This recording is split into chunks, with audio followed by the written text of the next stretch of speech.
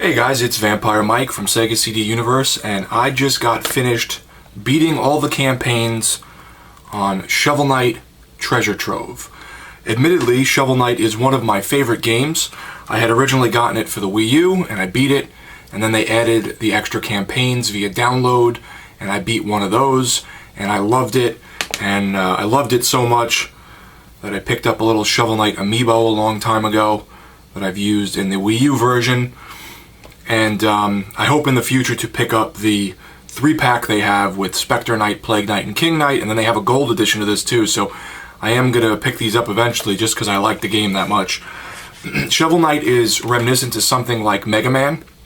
However, instead of shooting out of your arm, you hit people with a shovel or you jump on their head and bounce along, almost like a pogo stick. So the game is equally difficult as it is fun, but it's very precise. It's a platformer with some upgrading elements, but nothing as deep as like an RPG or anything like that. It's definitely reminiscent of something like Mega Man, maybe a little bit like Shantae, though I prefer Shovel Knight to Shantae. I do like Shantae a lot.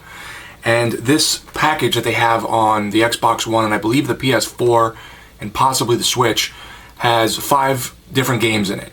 It's $20 to $30, and that's a pretty good deal for 5 games. Each game, though 4 of the games, are roughly 5 hours, maybe 7 hours at most each. So Shovel Knight, as I explained, is something like Mega Man. You're this local like hero trying to find out where your companion is, who helps you fight evil. She's missing, and you're looking for her. That's Shovel Knight. They then put out Plague of Shadows, which is the interesting part is each campaign is very different. Plague of Shadows is the least different in my opinion, but you play a bad guy in each of the campaigns, so you're seeing it now from the other point of view. It's pretty cool because with Shovel Knight, you're playing it, you know you're the good guy, you know you're taking down evil and trying to stop this evil witch or whatever she is, Enchantress. In Plague Knight, you're now playing as one of her minions, but you're trying to gather the like souls or the essence of all the other bad guys to make the best potion in the world and be the strongest or something. I don't want to spoil too much. So Plague Knight was my least favorite campaign. The character controls very strangely. Instead of just jumping, you have to hold a button and sort of project yourself. And I died so many times that I felt were unnecessary because I just was not good at the timing of holding it and then letting go to project yourself. You can project yourself in different ways. There are different upgrades you can choose, but it's pretty much a sort of skin on Shovel Knight in a sense because you are going across the same paths as him, except it's from the bad guy's point of view. It was my least favorite out of the 4 campaigns. Then we have Specter Knight, Specter of Torment, excuse me, which has Specter Knight, who controls much faster than Shovel Knight and more aggressive. So in this one you are trying to save your friend, I think. As I said, I don't want to spoil too much from the storyline, and you're figuring out how Specter Knight came to be. It's one of the better stories, I thought.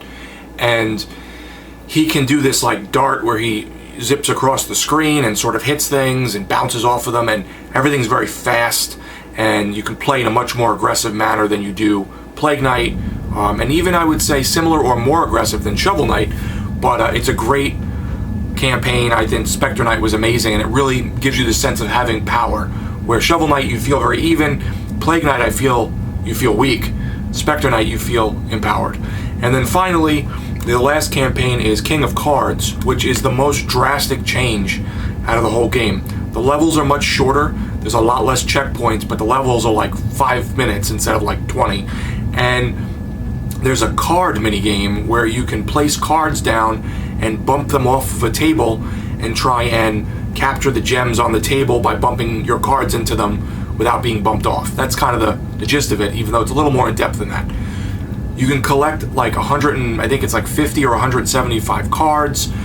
There's like a ton of different characters you can play against, including the bad guys, and collect cards of them. It for some reason reminded me of Capcom Card Fighters Clash on Neo Geo Pocket Color, even though it's very different.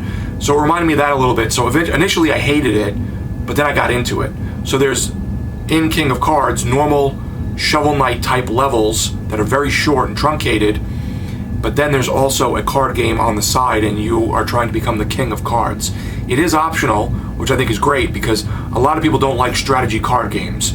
So to throw that into a platformer, it's optional. So you don't have to do it. You can just play through the game and beat it still. You just won't get some of the achievements, and there is a special secret boss at the end who I found very difficult, but I found online that if you use, this is going to sound like nerd talk, if you use a Decree of Rejuvenation along with the Vigor of whatever armor, you start gaining Vigor to use during the battle, and then you can use the Decree to get health back.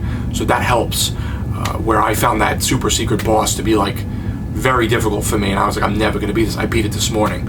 The final game, which I didn't talk much about, is Shovel Knight Showdown, which is most reminiscent to something like a 2D version of Smash Bros. It has all the Shovel Knight characters in it, and you bounce around and try and collect gems and knock each other off the level. It's a fun little mini game. It would be a lot better if it was online or if it had more achievements, but it's still pretty fun, and for a freebie, so to speak, I think it's good. It's just you have to have friends around to play it locally, because I don't believe it's online. I actually know it's not online. I picked this up on eBay for $16 with shipping included. So like I said, between 15 to 30 usually, maybe 20, 25, but you could probably get a pretty good deal on it now. And the amount of content is great, because even if you blast through the campaigns, there's always little secrets and special things. It has such a charm to it, and funny little characters with amusing quips and dialogue amongst each other. So I really love this game. I think that Shovel Knight is one of the best games to come out in the past. I think the original came out in 14 or 15, but it's just great. This is a great platformer. If you like Mega Man, if you like Castlevania, if you like Shantae, I think you owe it to yourself to play through the Shovel Knight series. And even if you don't love all the campaigns, the way I didn't love Plague Knight, most of the other ones are excellent. So, thank you guys for watching, and I hope I explained the games fairly well. I know it was a lot of content for me to bust through in a 7.5 minute video. It's Vampire Mike from Sega CD Universe. Be good.